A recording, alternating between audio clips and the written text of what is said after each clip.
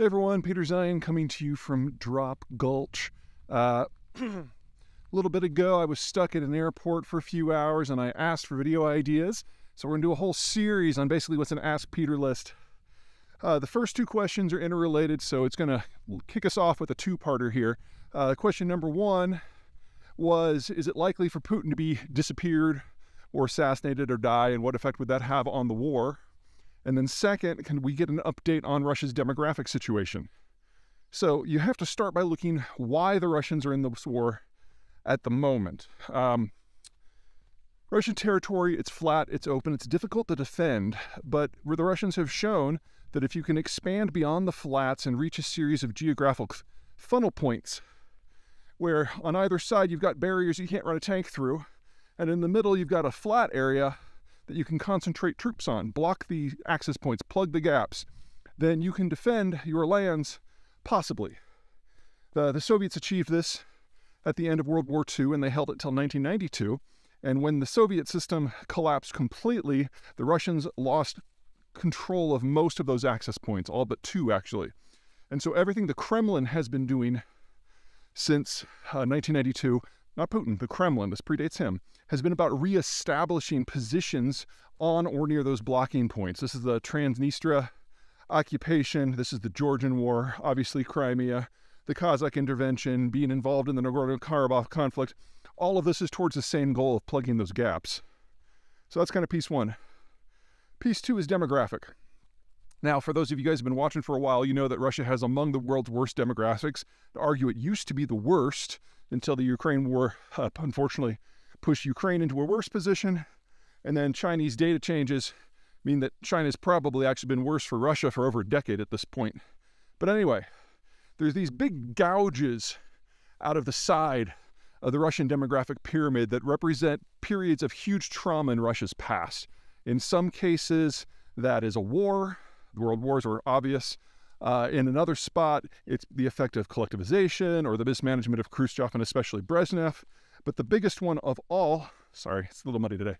The biggest one of all by far is the post-Soviet collapse in the 1990s when the death rate doubled and the birth rate halved. Now that's kind of the background for those of you who hadn't heard it before. What's been happening more recently is conservatively, Russian statistics indicate that 1.3 million Russians under age 35 have fled the country since the war began, with most of them being young men who were trying to avoid the draft. So roughly 2 to 3 times the number of men fled the country has answered the draft summons, which is, kind of embarrassing if you are a patriotic Russian. That's piece two. Piece three is where the two of these things come together. Now, back in 1982, there was a coup in the Soviet Union, and the intelligence services, led by Yuri Andropov, took over. He died shortly thereafter, and we got Chernomyrdin, who was part of that clique, and then he died, and we got Gorbachev, who was still part of that clique. And as you guys know, Putin is a former KGB agent, so he was part of that clique, just at a much lower level. What this means is we had a full purge of the Soviet decision-making apparatus of pretty much anyone from other factions if they weren't associated in some way with the intelligence apparatus. Now, these people took over because they were the only ones who had a fairly accurate view of how the Russian system worked, especially economically speaking. They're the only ones who had all the information because one of the jobs of the intelligence bureaus was to limit the dissemination of information beyond the state. Anyway, they took over, and ultimately the system collapsed on their watch, but they kept running the place after it fell. Now, how does this relate to the other two things? Well, remember, we've had a demographic collapse, and because the Soviet system collapsed on its feet before the state actually broke apart, back in 1986 is the last year that we had meaningful, broad-spectrum technical education above the high school level. Put that together, it means two things. Number one, the number of people who are under age 35 and who theoretically could be drafted is very limited. And even if the Russians have been honest about their statistics these past 20 years, and right, you're still talking about this being a much smaller pool for the Russians to draw upon than anything the Soviet Union had, and that's even before you consider that half of the Soviet population was not Russian. So from a timing point of view, if this war was ever going to happen, if the Russians were ever going to use military tactics in an attempt to reshape their world, it always had to happen about right now. If you want to go back and read the details, there's a bunch of that on accidental superpower in the players chapter, and there's a whole fat section on this, on the war specifically, in the absent superpower, and there's a big Germany section. Excuse me, there's a big Russia section in Disunited Nations. Big table. On my way to Golden Horn now. Anywho, this is the last generation of fighting men the Russians have. They only have about 8 million men in their 20s. Between the war and the people fleeing, they've already lost over 1 million of them. I don't mean to say that that means the Russians have to stop. There's 7 million to go. But there is a limit, and the Russians are exploring where that is. Okay, that's kind of piece one of that. Piece two, the Russian educational system collapsed before the Soviet system did, specifically in 1986. That means that the youngest cadre of people, broad people across the entire spectrum of society that have technical training that's meaningful, turns 60 this year. Well, those are the people that maintain the railways and the nuclear missile fleet and the military and the energy complex. And what we've been seeing over and over and over through this war, not just on the battlefield, but throughout the Russian space, is the Russians are losing the capacity of maintaining their own economic system. Now, this was hidden from us for several years, or at least mitigated, by the fact that the Russians are a commodities exporter that generates a lot of cash, and they've used that cash to bring in foreigners to do the work. So the bulk of the heavy engineering that's been done in north-central Siberia, for example, especially when you're looking at places like the Yamal Peninsula, which is the world's largest natural gas field, the liquefied natural gas project there, everything at Sakhalin Island, this was all done by foreigners. Now the foreigners are gone, and they're not coming back. And don't say that the Chinese can come in, because the Chinese don't have the expertise. They don't know how to do deep offshore or Arctic operations. So whether it's in 2 months or 2 decades, we know that all of this stuff is going away.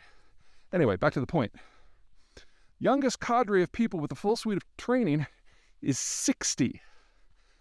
There was a coup in 82 where the intelligence services took over. And the demographic situation is in terminal decline.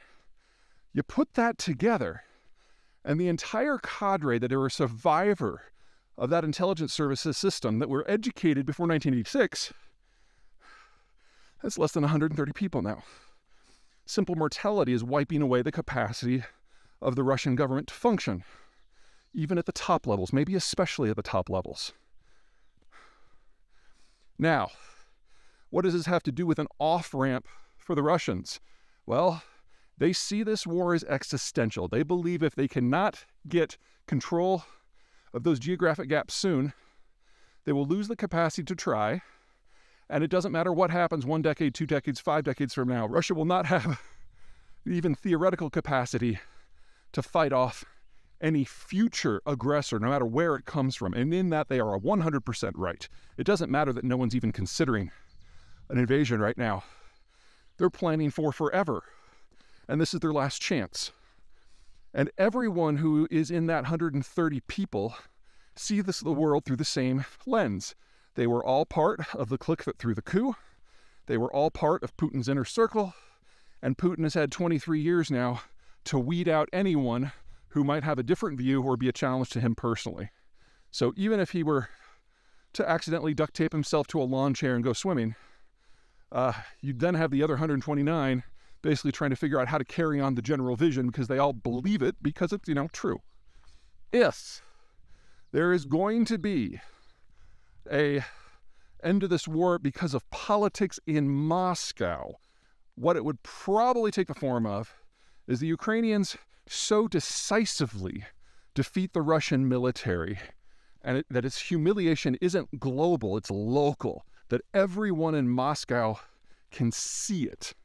And if that happens, the odds of having a general uprising, not across Russia, just in Moscow, go up dramatically. Now, keep in mind, for it to get to that point, the rest of Russia has probably already slipped the reins to a degree. Russia is held together by occupation, intelligence penetration, and fear. And if the military is shown to be toothless, or at least incompetent, then there will probably be a number of rebellions throughout the Russian system already. What happens in Moscow is what matters. And if you do have a rebellion there, like you did after the Russo-Japanese War in 2005 when the Russians were humiliated, or like the end of World War I where they're just gutted, then you have people march on the Kremlin and Putin is removed along with his clique. Now, that doesn't mean that the war ends. Even Navalny, the guy who's like campaigning for democracy in Russia, has made it pretty clear that while he abhors the general incompetence and brutality of the Russian forces, he's broadly okay with the war. He sees Ukraine as his territory. So even a democratic Russia could very much choose to continue to prosecute the conflict. But if we do have a catastrophic military defeat and we do have the top of the government fall, it is going to take years for any post-Putin government to find its feet. And in that time, Russia's economic situation will deteriorate further, and their demographic situation will be completely irrecoverable. So if there is a peaceful way for this to end, that's roughly how it's going to go. Oh, one more thing I forgot. The idea of an off-ramp for Putin and the Russian government. Is there a way that this war can end without either side being completely defeated? And the answer is flat no. At this point, Russia has paid the price for a major war, but got none of the benefits, and it's actually in a worse strategic position than it was when it started. So the Russians are all in. In addition, any meaningful peace would have to require a degree of reparations and admittance of guilt. And the entire Russian upper leadership could be implicated very easily. That's one of the downsides of, having a secure system where you've purged all possible pretenders to the throne, is that everything kind of stops with you. We have literally thousands of documented cases of war crimes. This isn't like the Yugoslav wars where the Serbs actually tried to hide it. The Russians have celebrated it. In fact, you've got cabinet ministers celebrating the kidnapping of children or the execution of civilians. So the guilt is not in doubt. So even if the world was willing, even if Ukraine was willing to settle for some sort of temporary peace without any sort of reckoning, the Russians would never be able to get the investment that they had pre-war back. And at this point, because of the demographic decay and the physical losses of the war, that is a blow from which the Russian system wouldn't recover. So Putin and the rest are in this to the end. The question is the end something that happens in the next few years, the next few decades? But it'll certainly be this century. All right. That's it for round one. See you guys soon for the next one.